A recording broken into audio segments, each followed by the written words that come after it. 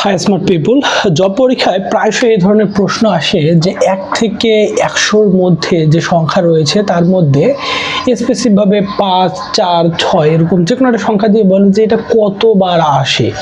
So এই প্রশ্নটা যদি আমরা চোখ বন্ধ করে অ্যান্সার করতে যাই তাহলে 3টা জিনিস মনে রাখতে হবে আমাদের। প্রথম জিনিসটা হলো 1 এই সংখ্যাটি আমাদের 1 থেকে 100-র মধ্যে সর্বমোট 21 বার আসে। এরপরে যে জিনিসটা জানতে হবে সেটা হলো 0 এই সংখ্যাটি 1 থেকে 100-র মধ্যে সর্বমোট মাত্র 11 বার আসে। এবং আমরা যে কোনো সংখ্যা 5 দিক, 6 দিক, 9 দিক অর্থাৎ যে কোনো